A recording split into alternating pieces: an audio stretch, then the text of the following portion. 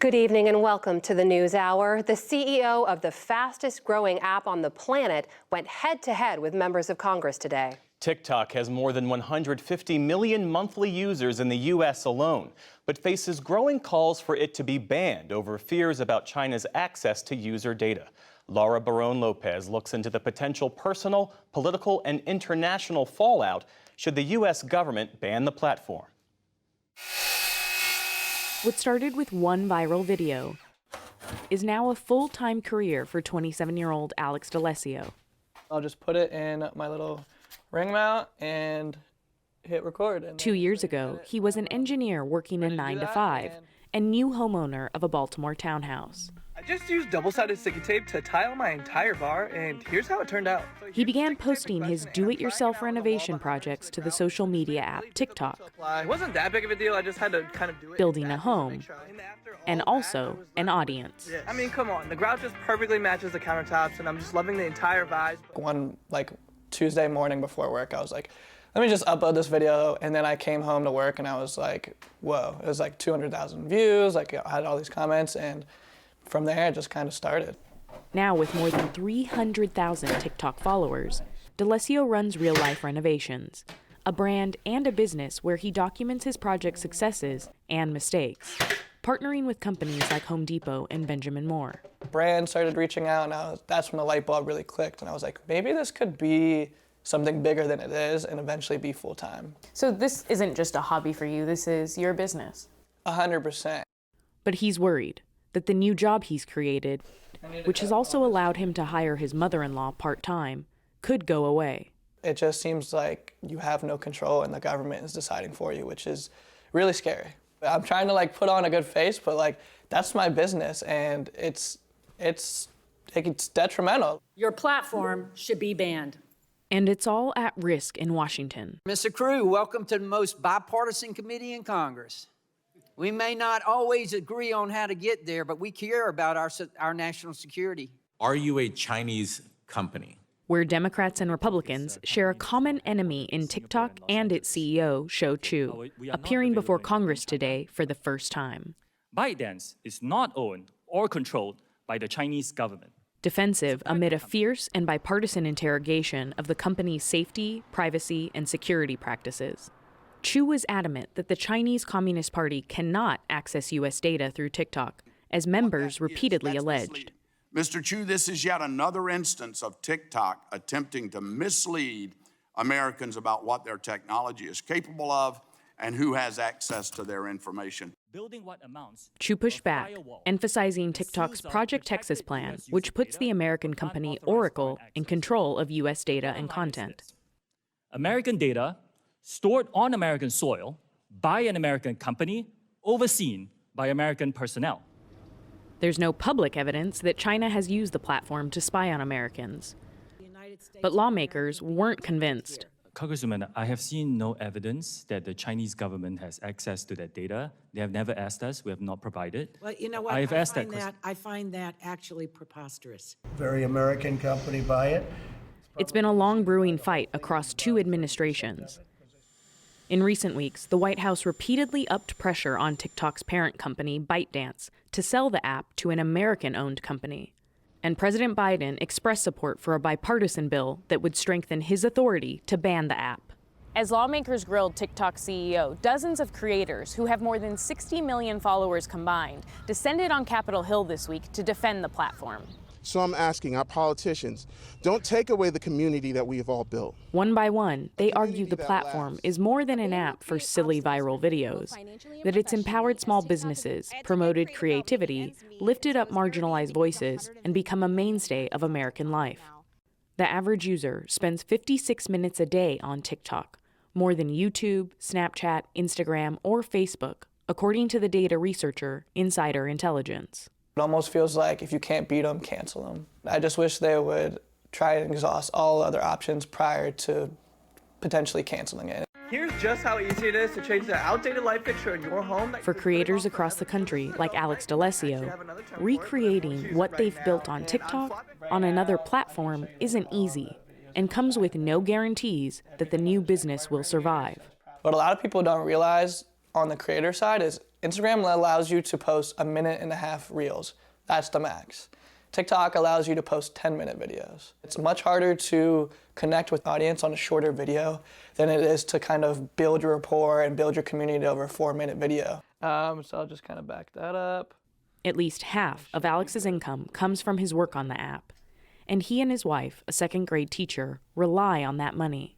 From one day to the next, if it's gone, you said your income would be cut in half. Yeah. Then how quickly do you think you could even make up that money switching over to another app? Not quickly. It's not something that I can easily change. I can't just grow an Instagram following bigger or YouTube following bigger. D'Alessio doesn't usually follow politics, but said he'd watch the hearing today. Hopeful lawmakers would listen to his generation. In the meantime, he'll continue renovating project by project. But his new career may be built on a foundation that's about to give way. For the PBS NewsHour, I'm Laura Barone-Lopez. For more on the legal and national security concerns regarding TikTok, we're joined by Ryan Calo. He's a professor of law and information science at the University of Washington, and he's closely following all of this. Thanks for being with us. Thanks for having me. TikTok has never been more popular or problematic. And as was evident in today's hearing, the U.S. believes that TikTok might be pressured by the Chinese government into sharing user data. You, as I understand it, believe this prolonged debate, this 3-year-long debate in Washington about TikTok, has more to do with politics and less to do with privacy. Tell me more about that. Well, TikTok, like other tech companies, collects a lot of data about users, maybe more than most users understand. And in that way, it does present a danger to privacy. But there isn't any good evidence that that danger is unique to TikTok as opposed to other companies like YouTube, Google, or Meta.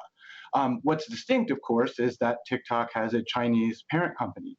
And it seems like a lot of politicians are seizing upon that fact to speculate about TikTok presenting a national security threat. TikTok's CEO told lawmakers today of this company's plan to store American user data on U.S. soil. In your view, was that assurance satisfactory? Because there's lots of skepticism that TikTok can ever be beyond the reach of the Chinese government so long as it is owned by ByteDance, which is a Chinese company which is subject to Chinese national law. Well, it seems like the options on the table are rather severe. One involves forcing a company to sell, and the other is a complete ban on a service that millions of Americans use. And so the third option that TikTok is presenting, which they've nicknamed Project Texas, would keep American data on American soil, and information would only flow to the parent company under very specific conditions and actually have to be vetted by people within the US government. The whole arrangement is enforced technically by an American company called Oracle. So it does seem like a pretty robust measure in place. Now, I understand it's no complete guarantee that China will never be able to access Americans' data, but it does seem to be a compromised position as opposed to a ban or a forced sale. Yeah. Well, as you mentioned, the Biden administration says that once TikTok sold or banned, there are political ramifications having to do with that. But legally, how would the U.S. government go about banning a communication platform without running afoul of the First Amendment? That's a great question. Here, it looks as though Biden might have Congress behind him. Congress could pass a law like the one that they're thinking about, the Restrict Act, which would confer upon, if not the President and the Secretary of Commerce, the ability to vet applications and services for national security concerns and then cause a forced sale or a ban. Now, if that were to happen, I think that courts would react skeptically. First of all, because it's such a serious incursion on the private world for the government to force one company to sell to another or to ban it entirely. And second, because it does raise free speech concerns that you just mentioned. TikTok is the second most popular app among U.S. teens, second only to YouTube. As we mentioned, it boasts some 150 million users in the U.S. And that speaks to, I think, another source of tension and unease, that at some point in the future, the internet might not be controlled by the U.S. and might not be subject to U.S. values and norms about freedom and security, that China could take the lead. I have to say that I am more concerned about TikTok's recommendation algorithms than I am about its collection and use of data, especially as compared to other companies. And that's precisely for the reason you just said, right? I mean, the concern I would have is that the algorithms that TikTok uses would surface content that was in favor of the Chinese worldview and dampen criticism. And that's very concerning. So whatever protections are put into place, I would hope that they would have a separate algorithm that is used in the United States that is not beholden to a Chinese agenda.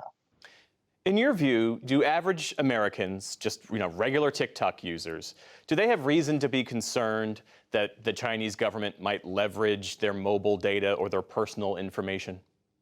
I don't think so, and let me say a little bit about why. So first of all, the Chinese intelligence sector has perhaps the most advanced or the second most advanced spying capabilities in the world. And so if the Chinese government wanted to get a hold of an individual's data, they wouldn't have to rely upon TikTok. The way that TikTok could be useful would be to get an aggregate sense of American mood or understanding what Americans' patterns are, or trying to understand us as a people or the young users. But the Chinese government could just as easily, there are data brokers who are happy to share information about Americans with whoever pays them, including China. So I just don't know that TikTok is the most efficient, plausible way for the Chinese government to spy on Americans. That said, as I mentioned at the outset, young users or whomever who is using TikTok should be aware that their privacy is not adequately protected. And what we really need is comprehensive privacy laws in the United States to protect all Americans from all the tech companies that would want to leverage their data. Ryan Calo is a professor of law and information science at the University of Washington. Thanks so much for your perspectives and insight. Thanks again for having me.